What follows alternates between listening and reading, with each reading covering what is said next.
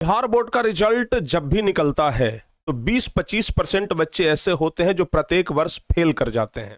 यानी 100 में से 75-80 बच्चे ही पास कर पाते हैं। 20-25 बच्चे ऐसे हैं जो प्रत्येक वर्ष फेल करते हैं। इसका कारण क्या है? इसका 3-4 कारण जो हमें समझ में आता है हम आपको इस वीडियो में बताएंगे। और हमारा बताने का उद्देश्य मात्र इतना है कि वो गलती आप लोग ना करें। जो गलती बाकी जो 20-25% बच्चे करते हैं वो गलती आप लोग कभी ना करें, क्योंकि अगर आप लोग भी उस प्रकार का गलती करेंगे तो कहीं ना कहीं आप लोग के साथ भी प्रॉब्लम हो सकता है। तो इसलिए आज हम उन गलतियों से आपको अवगत कराएंगे जो कि लगभग 20-25% बच्चे करते हैं। आप भी बिहार बोर्ड के रिजल्ट का आंकड़ा उठा करके देख लीजिए, हर एक साल का, चाहे 2020, 21, 22, 23, 24, हर एक साल का आप आंकड़ा उठा करके देखिए, 20-25% बच्चे फेल कर ही जाते हैं। जबकि बिहार बोर्ड का पैटर्न इतना हल्का है कि अब तो भाई 50% ऑब्जेक्टिव और 50% सब्जेक्टिव कर दिया है। उसके लिए डबल ऑप्शन है, यानी कि 100 में से 50 क्वेश्चन आपको बनाना है। लेकिन उसके बाद भी अगर 20-25 लड़के फेल कर रहे हैं 100 में से, यानी 20-25% बच्चे अगर फेल कर जा रहे हैं तो इसका मतलब क्या है? क्या है इसका मतलब? अगर आपको टोटल आंकड़ा हम बताएं तो लगभग 15 लाख से ज्यादा बच्चे प्रत्येक वर्ष एग्जाम देते हैं। 15 लाख से ज्यादा बच्चे, जिसमें प्रत्येक वर्ष 2.5-3 लाख बच्चे फेल करते हैं। भाई इसका 3-4 कारण जो अभी मैं आपको बताने वाला हूं। सबसे पहला कारण, ध्यान से सुनिएगा, फेल होने का मुख्य कारण क्या है वो हम आपको अभी बताने जा रहे हैं। सबसे पहला कारण क्या है? सबसे पहला कारण है कि जो बच्चे पढ़ने में अत्यंत कमजोर हैं।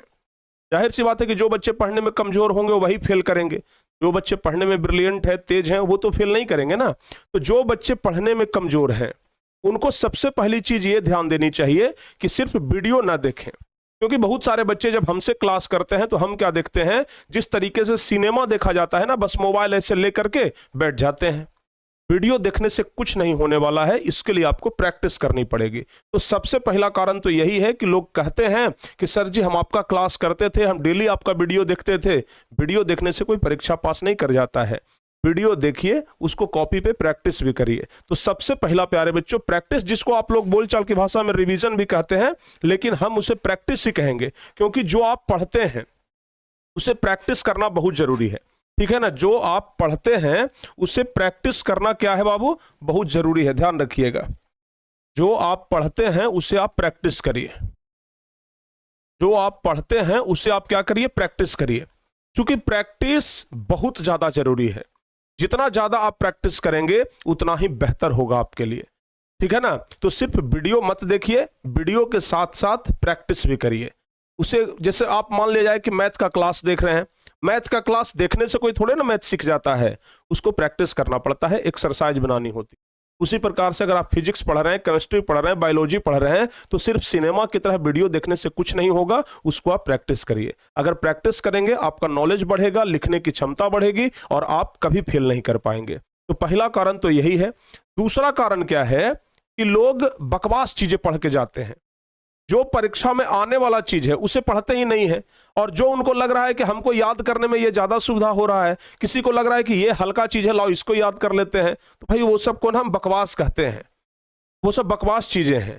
जो परीक्षा में आने वाला मटेरियल है, जो एग्जाम मटेरियल है, वो थोड़ा सा लेवल का होता है, थोड़ा सा हार्ड आपको देखने में लगेगा, तो आप उसे छोड़ देंगे कि सर ये तो हार्ड देखने में लग रहा है, हम इसे याद ही नहीं करेंगे। जो आसान वाला है ना उसे बस बता दीजिए, हम उससे ही याद करेंगे। बहुत सारे शिक्षक भी ऐसा करवाते हैं कि अगर हमारे विद्यार्थी को हार्ड चीजें समझ में ना आ रही है तो लाओ आसान चीजें ही बता देते हैं। विद्यार्थी को भी लगेगा अरे सर तो बताते हैं जो सब कुछ समझ में आ जाता है, क्योंकि वो आपको आसान चीजें बता रहे हैं। तो बाबू ध्यान रखिएगा, एग्जाम मटेरियल पढ़ना बहुत जरूरी है। परीक्षा में किस लेवल तक प्रश्न पूछता है, कहां तक प्रश्न पूछता है, वो पढ़ना बहुत जरूरी है। क्योंकि आप आसान चीज तो पढ़ के चले जाएंगे, पता चलेगा परीक्षा में वो आसान चीज में से 2-4% क्वेश्चन आया है और बाकी सब लेवल वाला क्वेश्चन है, तो वहां पर आप अटक जाएंगे। तो ध्यान रखिएगा। दूसरा जो सबसे मुख्य कारण है प्यारे बच्चों, दूसरा जो सबसे मुख्य कारण है कि बकवास चीजें पढ़ करके मत जाइए। ठीक है ना? बकवास चीजें पढ़ करके मत जाइए, नहीं तो फिर आपका कोई फायदा नहीं होने वाला है। अगर एग्जाम देने वाले हैं तो एग्जाम मटेरियल पढ़िए, लेवल का चीज पढ़िए, जो एग्जाम में पूछा जाने वाला है उसे पढ़िए। बहुत सारे बच्चे क्या करते हैं, जरूरी चीजें छोड़ देते हैं। जरूरी चीजें छोड़ देते हैं। जैसे हम आपको एक फिजिक्स का एग्जाम्पल देते हैं, दर्पण सूत्र हो गया। दर्पण सूत्र हो गया, 10th क्लास वाले बच्चों को दर्पण सूत्र पढ़ना होता है 10th क्लास में फिजिक्स में, और वो एग्जाम में आता है, लेकिन वो उसका सॉल्यूशन 1 पेज 1.5 पेज में जाता है। बच्चे कहते हैं कि भाई 1 पेज 1.5 पेज क्या करेंगे इतना बड़ा देख करके, चलो इसको छोड़ देते हैं, और एग्जाम में वही पूछ देता है। तो जो चीज जरूरी है उसको नहीं पढ़ते हैं, और बच्चे किस चीज में अपना ज्यादा इंटरेस्ट दिखाते हैं, जिसका आंसर 1 लाइन 1.5 लाइन 2 लाइन में हो जाए, आराम से याद हो जाए, बस उसमें अपना इंटरेस्ट दिखाते हैं। तो सबसे बड़ी चीज है कि जरूरी चीजें को मत छोड़िए, जो जरूरी चीज है उसको आप 100% पढ़ के जाइए।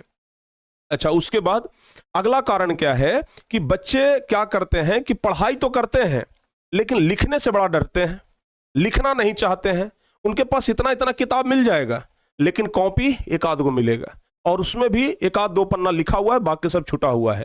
लिखने का प्रैक्टिस ही नहीं है उनके पास।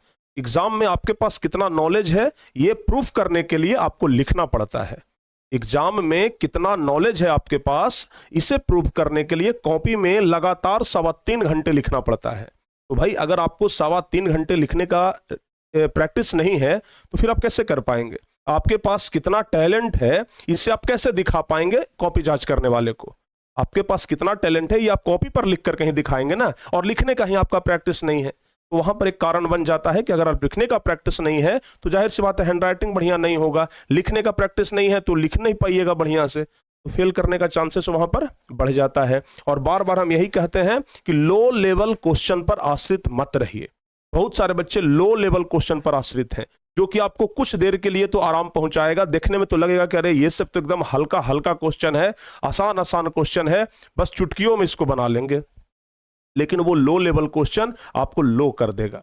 वो ये मतलब जो लो लेवल क्वेश्चन आप पढ़ रहे हैं ना, वही लो लेवल क्वेश्चन आपको नीचे गर्त में लेकर के चला जाएगा। तो अगर कहीं पर भी आपको इस प्रकार का क्वेश्चन देखने के लिए मिल रहा है कि एकदम लो लेवल क्वेश्चन है, तो एक बार क्वेश्चन बैंक से आप जरूर मिला लीजिए कि क्या इस लेवल का क्वेश्चन परीक्षा में पूछा जाता है, और अगर हाँ तो फिर आप उसे पढ़िए, अगर नहीं तो फिर उसे छोड़ दीजिए। क्योंकि ये सब मुख्य कारण है जिसके वजह से बच्चे क्या कर पाते हैं, नहीं परीक्षा में पास कर पाते हैं।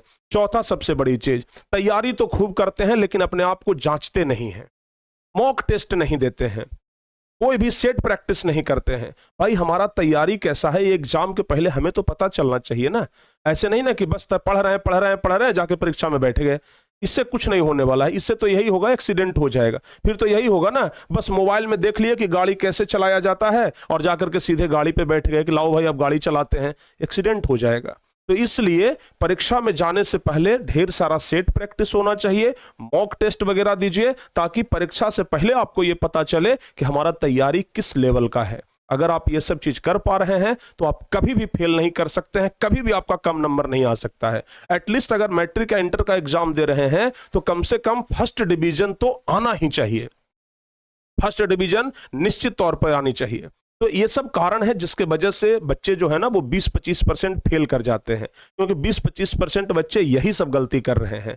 तो जो बच्चे भी इस प्रकार का गलती कर रहे हैं मैं उनको सचेत करता हूं कि आप लोग इस प्रकार का गलती ना करें, अन्यथा दुर्घटना आपके साथ भी घट सकती है। क्योंकि कहा जाता है कि सावधानी हटी दुर्घटना घटी। तो दुर्घटना घटने से पहले सावधान हो जाइए, सचेत हो जाइए और इन सब चीजों का पालन करिए, ताकि परीक्षा में आपका कम नंबर ना आए, आप फेल ना कर सके, एक बेहतर नंबर से पास कर सके।